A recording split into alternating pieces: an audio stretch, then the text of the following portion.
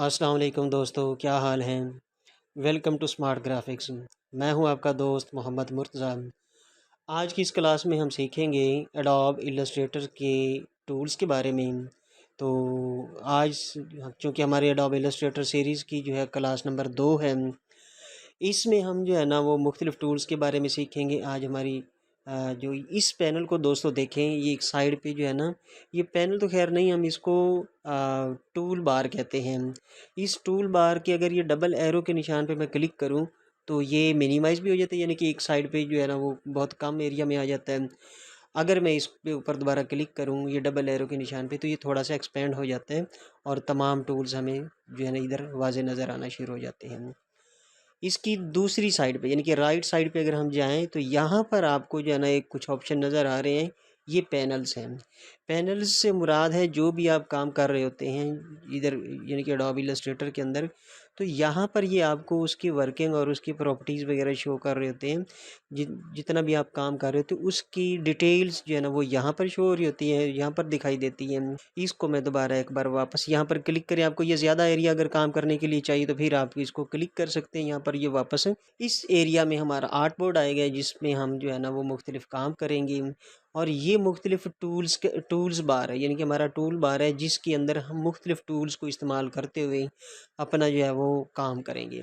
तो सबसे पहले हम ऊपर वाले पैनल पर चलते हैं, ऊपर वाली जो है ना वो मेन्यू बार में चलते हैं। यहाँ पर मैं फ़ाइल में चला जाता हूँ। और मैंने पिछली क्लास में भी आपको बताया था कि अगर हम न्यू प्रोजेक्ट या न्यू डॉक्यूमेंट लेना न्यू प्रोजेक्ट लेना चाहते हैं तो फिर हम कंट्रोल एन भी प्रेस कर सकते हैं, या फिर हम फाइल में जाकर न्यू पर क्लिक करेंगे। जब न्यू पर क्लिक करेंगे तो हमारे लिए एक नई विंडो ओपन हो जाएगी। इसके बारे में मैंने आपको पहले भी थोड़ा सा बताया था पिछली क्लास में भी, कि हमने जो रिसेंटली काम किया होता है वो यहाँ पर उसकी साइज़ वगैरह उसकी सेटिंग वगैरह शो हो रही होती हैं। इसके अलावा कुछ सेव्ड जो हमने सेटिंग्स या साइज़ हमने सेव किए हों तो वो यहाँ पर, इसके अलावा मोबाइल की कुछ जो है ना वो टेम्पलेट्स या इसके बने बनाए साइज़ पड़े होते हैं जिनको हम जो है ना अपने काम में इस्तेमाल कर सकते हैं। इसके अलावा वेब है, प्रिंट है, फिल्म एंड वीडियो है और आर्ट एंड इलस्ट्रेशन है। अगर आप कस्टम सेटिंग चाहते हैं, यानी कि ख़ुद से अपनी जो है ना मखसूस कोई सेटिंग बनाना चाहते हैं, तो फिर हम इस पैनल पर आ जाते हैं। ये कुछ प्रीसेट्स की डिटेल्स हैं, इनको हम जो है ना अपनी मर्ज़ी के मुताबिक सेट कर सकते हैं। इसमें हम देखें तो ये हमारी विड्थ का साइज़ है, यानी कि हमारी जो डिज़ाइन है उसकी चौड़ाई या उसकी विड्थ क्या होगी। इसके नीचे अगर हम देखें तो यहाँ पर ये हमारी हाइट का साइज़ पड़ा है, यानी कि हमारी हाइट क्या होगी, हमारे डिज़ाइन की जो है ना वो हाइट कितनी होगी। इसके अलावा अगर हम इस विड्थ के सामने आगे यानी कि राइट साइड पे देखें तो यहाँ पर एक ड्रॉप डाउन लिस्ट हमें शो होती है। ये यूनिट्स की लिस्ट है। यहाँ पर हम अपनी मेजरमेंट के साइज़ का तयन करते हैं, मेजरमेंट के यूनिट्स का तयन करते हैं कि हम किस मेजरमेंट के हिसाब से अपना डिज़ाइन बनाना चाहते हैं। इसके अलावा यहाँ पर ओरिएंटेशन है, हम इसको पोर्ट्रेट में बनाना चाहते हैं या इसको लैंडस्केप में बनाना चाहते हैं। और इसके नीचे जो है ना ये हमारा ब्लीड एरिया है। अगर हम कुछ जो है ना वो डिज़ाइन अपना जगह छोड़ना चाहते हैं डिज़ाइन के चारों तरफ, मैंने पिछली क्लास में आपको ये बताया था कि ये किस लिए इस्तेमाल होता है। इसके बाद अगर हम स्क्रीन के लिए यानी कि सोशल मीडिया के लिए हम वेब बैनर बना रहे हैं, कोई डिज़ाइन बना रहे हैं जो स्क्रीन पर शो होना होता है, तो फिर हमने आरजीबी कलर स्कीम यूज़ करनी है, कलर मोड। अगर हम प्रिंटिंग यानी कि कोई आउटपुट पैनाफ्लिक्स वगैरह है या फ्लायर वगैरह है जिसका प्रिंट निकालना चाहते हैं, तो फिर इसके लिए हमें CMY के कलर मोड जो है ना ये यूज़ करना होता है। फ़िलहाल हम इसको RGB पे रहने देते हैं। इसके नीचे हमारी रास्टर इफेक्ट्स है, ये वगैरह ये मैंने सब कुछ आपको पहले बताया, इसको दोबारा रिपीट करने की हमें ज़रूरत नहीं है। यहाँ पर अलबत्ता मैं अपना जो है ना वो डॉक्यूमेंट का नाम लिख देता हूँ। हमारा जो डिज़ाइन का जो आर्ट बोर्ड का जो साइज़ है, एक तो ये A4 साइज़ है, दूसरा ये लैंडस्केप है। मैं इसको ज़रा एक बार जो है ना वो, तो ये बहुत ही सिंपल सा जो है ना वो एक हमारे सामने इंटरफेस इसका शो हो रहा है। आज हम सीखेंगे कि सिलेक्शन टूल जो है, ये सिलेक्शन टूल अगर हम इस साइड पर आए ना, ये लेफ़्ट साइड पर, तो हमारा जो टूल बार हमें नज़र आ रहा है, इस पर सबसे ऊपर लेफ़्ट साइड पर आपको सिलेक्शन टूल नज़र आ रहा है। सिलेक्शन टूल की मदद से हम मुख्तलिफ़ ऑब्जेक्ट्स को सिलेक्ट करेंगे, उनको मूव करेंगे, उनको एक जगह से दूसरी जगह उनकी पोजीशन चेंज कर सकते हैं। इसके अलावा हम उसको रीसाइज़ कर सकते हैं, उनका साइज़ छोटा या बड़ा कर सकते हैं। तो सिलेक्शन टूल को इस्तेमाल करने के लिए सबसे पहले हमें जो है ना एक ऑब्जेक्ट लेना पड़ेगा। ऑब्जेक्ट लेने के लिए फिर हमें शेप टूल पर जाना पड़ेगा, जो रेक्टेंगल टूल है। अच्छा दोस्तों, एक और बात आपको बताता चलूँ कि आप देखें ना, अगर ये मुख्तलिफ जो टूल्स पड़े हैं, जिस तरह ये हमारा जो है ना वो डायरेक्ट सिलेक्शन टूल है, ये पेन टूल है, इनके साथ एक छोटा सा आपको एरो का निशान मिल रहा है। यहाँ पर भी आपको एरो का निशान नज़र आ रहा होगा। यहाँ पर जिन टूल्स के साथ एरो का निशान बना हुआ है या सिंबल बना हुआ है, इस पर अगर आप क्लिक करें और थोड़ी देर क्लिक किए रखें, तो आपको एक नई लिस्ट जो है ना यहाँ से ओपन होगी। ये मैं नीचे आ जाता हूँ, इस पे ऊपर क्लिक करूँ तो आपको एक अलग से इसकी लिस्ट शो हो रही होगी, जिसके अंदर मुख्तलिफ शेप्स हैं, जैसे रेक्टेंगल टूल है, एलिप्स टूल है, पॉलीगॉन और स्टार टूल वगैरह वगैरह हैं। तो इन जिन जिन के साथ ये स्टार सॉरी एरो का निशान बना हुआ है, वहाँ से आपको नई शेप्स, नए टूल्स आगे मिलेंगे। आप इनके अंदर डाइव करेंगे तो आपको नए टूल मिलेंगे। फ़िलहाल मैं रेक्टेंगल टूल पर क्लिक करता हूँ और आ जाता हूँ मैं अपने आर्ट बोर्ड पर। अब आर्ट बोर्ड के ऊपर इस शेप को बनाने के दो तरीके हैं।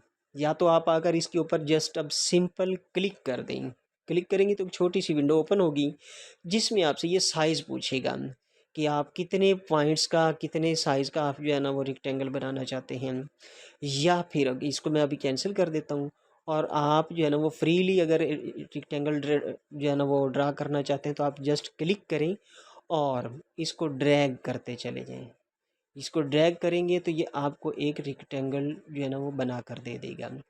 अब इस रेक्टेंगल पर दोस्तों अगर हम गौर करें तो इसके चारों तरफ जो है ना एक आपको ये बाउंडिंग बॉक्स कहलाता है, जिसके ऊपर छोटे छोटे जो है ना ये पॉइंट्स बने हुए हैं, जिनकी मदद से हम अपने साइज़ को, अपने सॉरी रेक्टेंगल के साइज़ को छोटा या बड़ा कर सकते हैं। तो दोस्तों आप देख रहे हैं कि जिस जैसे ही मैं इसके किसी कोने वाले, यानी कि ये यहाँ पर मैं क्लिक करता हूँ, आज आ जाता हूँ, मैं इस माउस ओवर करता हूँ, तो ये एंकर पॉइंट जो है ना इसके ऊपर डबल एरो का निशान बन जाता है। अब ये भी हमारा एंकर पॉइंट है, ये भी हमारा एंकर पॉइंट है, इसके अलावा ये हमारा एंकर पॉइंट है। तो इसके ऊपर जैसे ही हम क्लिक आते हैं ना, ये माउस ओवर करते हैं, तो ये डबल एरो का निशान बन जाता है। अगर मैं इसके ऊपर आकर ऐसे एरो का निशान, एरो इसके ऊपर लेकर आता हूँ, तो ये डबल एरो बन गया। अब मैं इसको क्लिक करके ड्रैग कर रहा हूँ, सॉरी सॉरी सॉरी, ये कुछ गलत हो गया। मैं इसको आकर अब जस्ट, हाँ, अब मैं इसको आकर जस्ट इसके ऊपर क्लिक करता हूँ, अब ये सिलेक्ट हो गया। ये सिलेक्शन टूल को पहले एक्टिव करेंगे, इसके ऊपर क्लिक करेंगे तो ये एक्टिव हो जाएगा। उसके बाद हम इसकी किसी भी शेप के ऊपर आकर क्लिक करेंगे तो ये अब हमारा जो है ना वो सिलेक्ट हो गया। ये एक रेक्टेंगल का जो शेप है ये सिलेक्ट हो गया। अब हम इसके ऊपर जैसे ही आकर क्लिक करेंगे और इसको ड्रैग करेंगे तो ये हमारा जो रेक्टेंगल है, ये जिस साइड में, अगर मैं इसको लेफ़्ट साइड में इधर की तरफ जो है ना वो ड्रैग करूं, तो ये हमारे रेक्टेंगुलर शेप इधर को बनना शुरू हो जाएगी। अगर मैं इसको नीचे की तरफ ड्रैग करता चला जाता हूं, तो ये देख रहे हैं दोस्तों, नीचे की तरफ इसकी शेप जो है ना वो बनती जा रही है। अब दोस्तों मैं इसको ज़रा कंट्रोल जी, यानी कि वो जो हमारा अनडू करने का शॉर्ट की है, इस पर मैं दोबारा इस पर दोस्तों क्लिक करता हूं, और अब मैं शिफ्ट साथ में प्रेस करके अब इसको मैं ड्रैग कर रहा हूं। दोस्तों देख रहे हैं आप कि ये बिल्कुल प्रोपोर्शनली साइज़ इसका कम या ज़्यादा हो रहा है।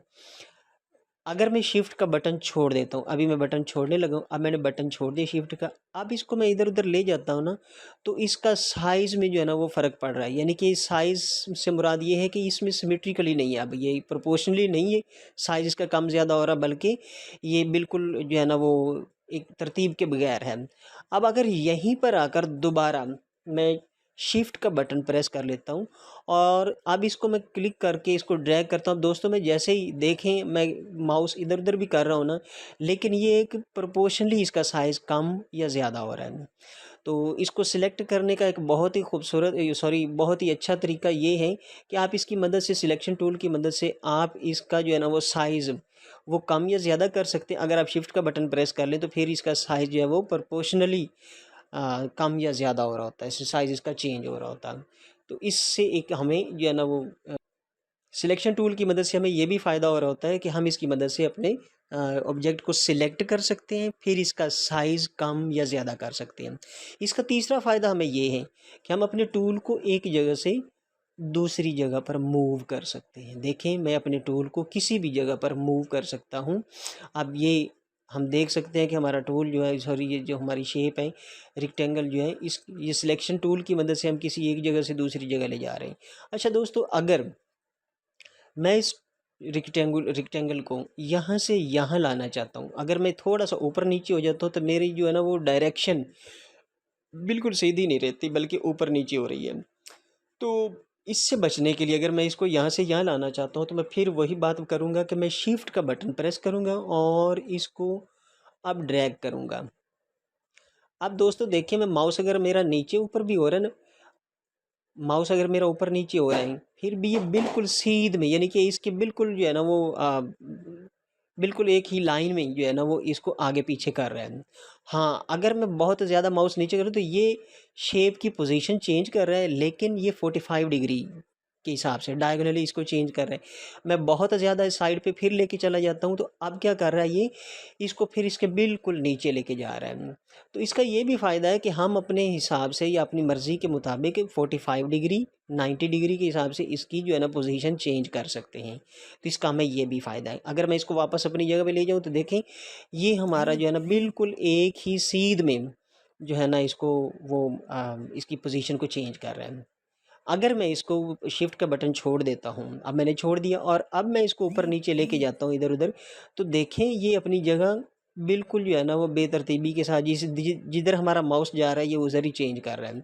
लेकिन अगर मैं शिफ्ट का बटन प्रेस कर लेता हूँ और अब मैं इसको अगर मूव करता हूँ, अब ऊपर नीचे अगर मैं मूव कर भी रहा हूँ तो ये अपनी जगह या ये अपनी डायरेक्शन को जो है ना वो डिस्ट्रैक्ट नहीं होने दे रहा, बल्कि एक सीध में एक जो है ना वो एक सीधी डायरेक्शन में उसको लेके जा रहा है। तो इसका एक ये भी फ़ायदा है कि हम जब पोजीशन इसकी चेंज करना चाहते हैं या अपने किसी भी ऑब्जेक्ट को मूव करना चाहते हैं, तो अगर हम अपने कीबोर्ड से शिफ्ट का बटन प्रेस कर लें तो फिर ये बिल्कुल सीधी डायरेक्शन में मूव होता है। इसका एक हमें ये फ़ायदा भी है।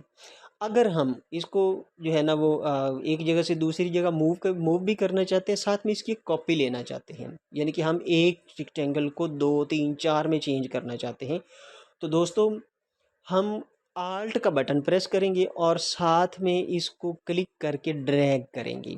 अब देखिए, मैं ड्रैग तो कर रहा हूँ और ये ऊपर नीचे भी हो रहा है, तो मैं चाहता हूँ इसकी कॉपी भी एक बन जाए, लेकिन साथ में बिल्कुल इसकी सीधी डायरेक्शन में कॉपी बने। तो फिर वही तरीका कि मैं इसके लिए शिफ्ट का बटन भी प्रेस करूँगा।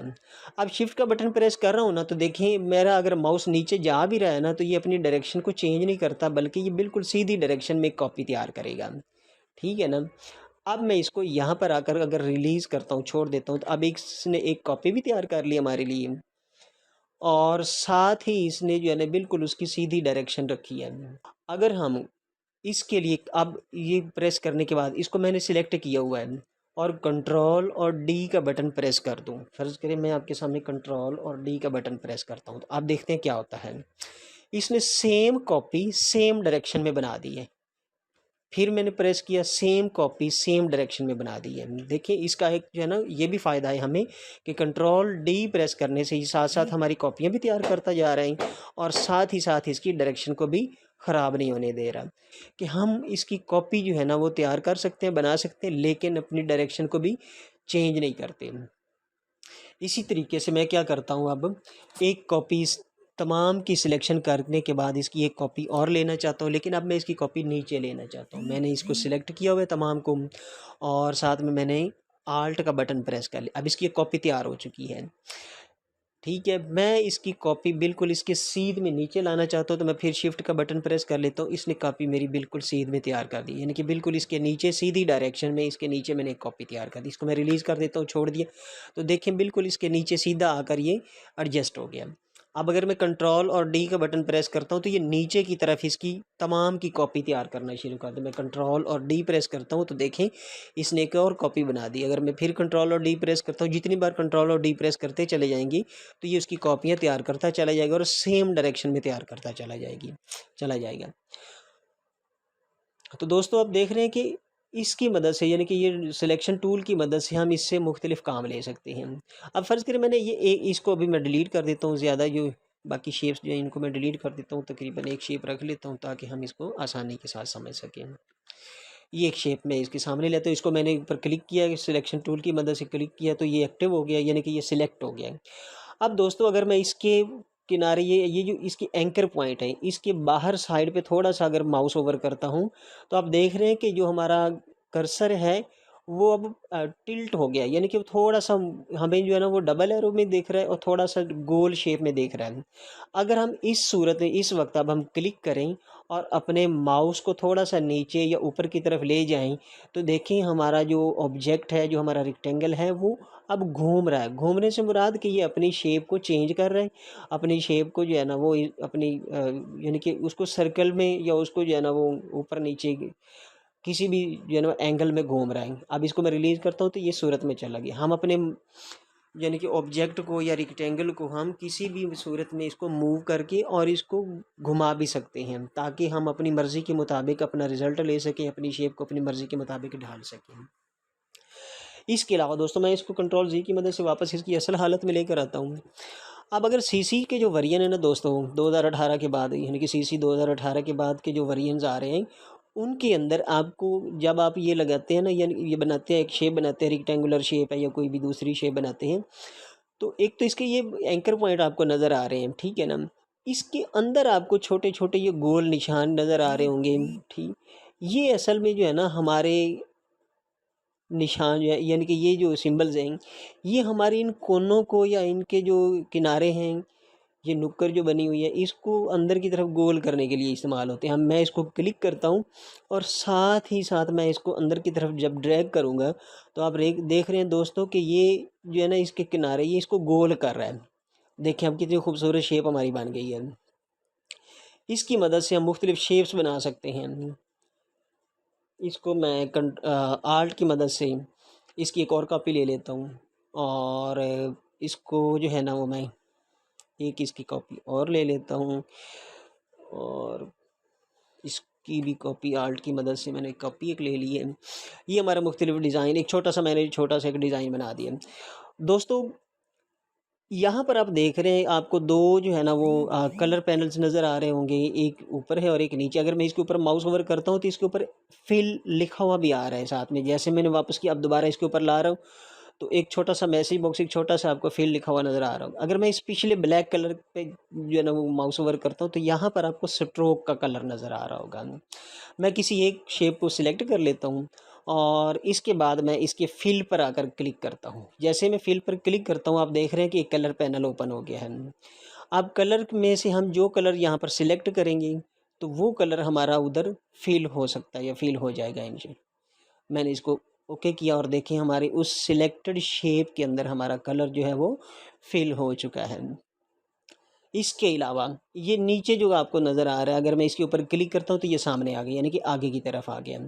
अब हम देख सकते हैं कि यहाँ पर जो कलर ये ब्लैक सिलेक्ट किया हुआ है, ये कलर असल में हमारा बॉर्डर का या हमारे स्ट्रोक का कलर है। इसके ऊपर मैं जब जैसे डबल क्लिक करता हूँ तो इसका कलर जो है ना वो मैं कोई और सिलेक्ट कर लेता हूँ। यहाँ से मैं इसका ग्रीन कलर सिलेक्ट करता हूँ और इसको मैं ओके कर देता हूँ।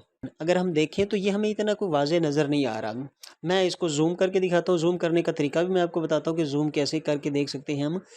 ज़ूम करके देखना और किसी का साइज़ बड़ा करके देखना। मैं देखिए ज़रा इसका मैं साइज़ आपको बड़ा करके दिखा रहा हूँ, शिफ्ट की मदद से मैं इसका साइज़ बड़ा करता हूँ और ये साइज़ सिर्फ़ हमारे किसी एक ऑब्जेक्ट का बड़ा हो रहा है। अब साइज़ को बड़ा करके देखना या ज़ूम इन करके देखना, ये दो अलग चीज़ें हैं। यानी कि ज़ूम अगर करके देखेंगे तो फिर हमारा पूरे का पूरा जो आर्टबोर्ड होगा उसका साइज़ जो है ना वो ज़्यादा हो जाएगा और हमें किसी चीज़ को हम करीब करके देख सकते हैं। लेकिन अगर किसी का ऑब्जेक्ट का साइज़ बड़ा करके देखेंगे तो फिर किसी एक ऑब्जेक्ट का साइज़ बड़ा होगा। तो ज़ूम करके देखते हैं हम। ज़ूम के लिए हमारा या तो हम अपने कीबोर्ड से ज़ी फॉर ज़ेड का बटन प्रेस करें तो हमें एक जो है ना वो मिरर सा नज़र आ रहा है। इसके अंदर आप देख रहे हैं प्लस का निशान बना हुआ है। तो अगर मैं इसके लिए जो है ना अब इसके ऊपर आकर क्लिक करता हूँ, जैसे मैं इसके ऊपर क्लिक करूँगा तो ये हमें ज़ूम करके दिखाएगा। देखिए अब ये हमें बड़ा करके दिखा रहा है, ज़ूम करके दिखा रहा है। अगर मैं अपने कीबोर्ड से आल्ट का बटन प्रेस करता हूँ तो देखें हमारा जो मिरर बना हुआ तो उसके अंदर अब माइनस का बटन जो है ना, माइनस का सिंबल आना शुरू हो गया। मैं बार बार आल्ट का बटन प्रेस कर रहा हूँ, इस वजह से जैसे मैं प्रेस करता हूँ तो माइनस आ जाता है, अगर मैं इसको रिलीज़ करता हूँ, छोड़ देता हूँ तो प्लस हो जाता है। मैंने माइनस किया। अब अगर मैं इसके ऊपर क्लिक करूँ तो दोस्तों देखें ये ज़ूम आउट होना शुरू हो गया है, यानी कि हमारे आर्ट बोर्ड को ये छोटा करके अब दिखा रहा है। जैसे जैसे मैं इसको क्लिक करता चला जाऊँगा ये हमारे आर्ट बोर्ड को छोटा करके दिखाएगा। अब मैंने बटन आल्ट का बटन मैंने छोड़ दिया, अब प्लस हो गया। अब हमारे ये आर्ट बोर्ड का साइज़ हमें बड़ा करके दिखाएगा। प्यारे दोस्तों, CC variant CC adobe Illustrator CC के जो न्यू वेरिएंट्स आ रहे हैं, जिस तरह 2021 है या 2020 है, इसमें हमारा जो आर्टबोर्ड का साइज़ है, इसका जो ज़ूम करने का साइज़ है, ये तकरीबन 64,000 टाइम्स आपको बड़ा करके दिखाएगा। लेकिन अगर 2018 के या 2017 के अगर आप सीसी वेरिएंट्स देखें तो यहाँ पर ये सिर्फ 6400 टाइम्स आपको ज़ूम करके दिखाएगा। लेकिन जो लेटेस्ट आ रहे हैं ना इसके वेरिएंट्स, वो 64,000 टाइम्स आपको बड़ा करके दिखा सकते हैं। तो दोस्तों एक तो मैं इसको ज़ूम करके चेक कर रहा हूँ, उसके अलावा हम इसके बॉर्डर का साइज़ अगर थोड़ा सा, यानी कि ये जो स्ट्रोक का साइज़ है इसको बढ़ाना चाहते हैं ताकि हमें ये वाज़े नज़र आ सके, तो इसके लिए हमें स्ट्रोक के साइज़ पे जाना पड़ेगा। स्ट्रोक के साइज़ चेक करने के लिए एक तो आप इस लेफ़्ट साइड पे अगर आकर चेक करें तो प्रॉपर्टीज़ का बटन आपको नज़र आ रहा होगा। इसके ऊपर जैसे ही मैं क्लिक करता हूँ एक नया पैनल खुल जाता है। इस पैनल में हम देखें तो ये स्ट्रोक का बटन बना हुआ है, स्ट्रोक लिखा हुआ है और इसके ऊपर फिल है। यहाँ पर भी आकर हम फिल जो है ना वो स्वेचेस की मदद से यहाँ से आकर हम अपना फिल जो है ना वो चेंज कर, देखिए फिल का कलर जो है यहाँ से ये चेंज हो रहा है। जैसे जैसे मैं किसी भी कलर पे क्लिक कर रहा हूँ तो ये देखिए इसका कलर जो है ये चेंज हो रहा है। अब हम चाहते हैं कि हम अपना जो है ना वो स्ट्रोक का कलर चेंज भी करें और इसका कलर को थोड़ा सा बड़ा करके देखें ताकि वाज़े हो कलर हमें नज़र आ भी रहा है कि नहीं। तो फिर इसका कलर मैं यहाँ से चेंज कर सकता हूँ और इसके कलर को मैं येलो में चेंज कर रहा हूँ। अब इसका साइज़ बड़ा करके देखते हैं। तो साइज़ यहाँ से आप जैसे इसका क्लिक करते चले जाएंगे, ये साथ में इसकी रीडिंग दी हुई है, साथ में इसका ये यूनिट दिया हुआ है। आप बेशक इसके अंदर आकर इसके ऊपर अपने जो है ना वो माउस के अंदर जो व्हील है उसको स्क्रॉल करें ऊपर की तरफ, आगे की तरफ, तो आपका जो स्ट्रोक का साइज़ है ये अब बड़ा होना शुरू हो गया है। अगर मैं इसको वापस घुमाता हूँ या यहाँ इस एरो पर आकर क्लिक करता हूँ, अब देखेंगे स्ट्रोक का साइज़ आपका छोटा होना शुरू हो गया है। तो ये सिलेक्शन टूल की मदद से हम जो है ना इसको ज़ूम भी कर सकते हैं, इसको जो है ना वो ज़ूम आउट भी कर सकते हैं, ज़ूम इन भी कर सकते हैं। और इसके बाद जो है ना मैं कीबोर्ड के पे स्पेस का बटन प्रेस करूं, आप देखें कि स्पेस के बटन को जैसे ही मैं प्रेस करता हूं तो हैंड का जो है ना वो एक जो हमारा कर्सर है, जो हमारा माउस है, वो हैंड की सूरत इख्तियार कर जाता है। अब हैंड जो है ये हमारे किस काम आ सकता है दोस्तों, देखें हैंड की मदद से जो है ना ये हमारा तमाम का तमाम आर्ट बोर्ड वो एक जगह से दूसरी जगह मूव करके देख सकते हैं। किसी जगह से हम कोई ख़ास कोना उसका देखना चाहते हैं, कोई ख़ास एरिया देखना चाहते हैं, तो इसकी मदद से हम अपने आर्ट बोर्ड को जो है ना वो इधर उधर आगे पीछे करके देख सकते हैं हर जगह से, और अपने मुख्तलिफ जो है ना वो टूल्स को इस्तेमाल करते हुए अपने आर्ट बोर्ड को भी हम जो है ना वो आगे पीछे मूव कर सकते हैं। इस अगर हम सिर्फ सिलेक्शन टूल को प्रेस करें और अपने किसी भी एलिमेंट के ऊपर या किसी भी रेक्टेंगल या कोई भी हमारा जो ऑब्जेक्ट है उसके ऊपर क्लिक करें और इसको आगे पीछे करें तो फिर ये सिर्फ हमारा ऑब्जेक्ट मूव हो रहा है। लेकिन अगर हम स्पेस बटन को प्रेस करते हुए इस पर क्लिक करें और फिर इसको मूव करें तो फिर अब हमारा तमाम यानी कि पूरे का पूरा जो आर्ट बोर्ड है वो हमारा मूव कर रहा है। मैं इसको अभी छोटा करके दिखा दूँ, ये हमारा मिरर का निशान इधर भी बना हुआ है, यहाँ से ये हमारा जूम टूल है। मैं आल्ट का बटन प्रेस करता हूँ और अब इस पर जैसे मैं क्लिक कर रहा हूँ तो ये हमारा जो है ना वो आर्ट बोर्ड ये छोटा होता चला जा रहा है। अब मैं क्या करता हूँ, इसके ऊपर स्पेस का बटन प्रेस करूँगा तो ये हमारा जूम जो टूल था वो हमारा हैंड टूल में चेंज हो जाएगा और हम अपने आर्ट बोर्ड को आगे पीछे मूव कर सकते हैं। अभी भी हमारा आर्ट बोर्ड का साइज़ ज़्यादा है, पूरा स्क्रीन पे पूरा नहीं आ रहा है, तो हम क्या करते हैं इसको वापस अभी आल्ट की मदद से और मज़ीद छोटा कर लेते हैं मिरर टूल की मदद से। अब दोबारा मैं हैंड टूल की मदद से इसको देखिए हम अपने आर्ट बोर्ड को चेंज कर सकते हैं एक जगह से दूसरी जगह और इसको मूव भी कर सकते हैं। तो प्यारे दोस्तों, आज हमने देखा कि हम अपने सिलेक्शन टूल की मदद से हम अपने ऑब्जेक्ट्स को सिलेक्ट कर सकते हैं, उनको एक जगह से दूसरी जगह मूव कर सकते हैं। अगर हम आल्ट के बटन को प्रेस करके इस अपने ऑब्जेक्ट को मूव करें तो उसकी एक कॉपी तैयार कर सकते हैं। तो प्यारे दोस्तों, अगली वीडियो में मिलते हैं। आज के लिए इतना ही काफ़ी है। आज हमने सीखा कि हम किस तरीके से, यानी कि हमारे सिलेक्शन टूल का क्या क्या इस्तेमाल हो सकता है। तो इंशाल्लाह अगली वीडियो में हम देखेंगे कि डायरेक्ट सिलेक्शन टूल की मदद से हम क्या क्या काम ले सकते हैं। डायरेक्ट सिलेक्शन टूल की मदद से हम क्या क्या काम ले सकते हैं।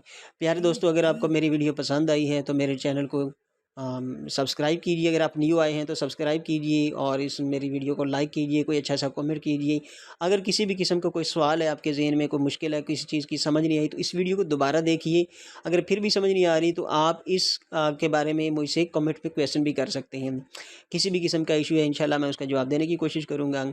तो मिलते हैं अगली वीडियो में और अपना ख्याल रखिएगा, मुझे दुआओं में याद रखिएगा। प्लीज़ मेरे चैनल को सब्सक्राइब ज़रूर कीजिएगा और अपने दोस्तों के साथ शेयर कीजिए। बेल आइकन बटन को प्रेस कर दीजिए ताकि मेरी हर आने वाली वीडियो का नोटिफिकेशन आपको मिलता रहे। ओके, अल्लाह हाफ़िज़।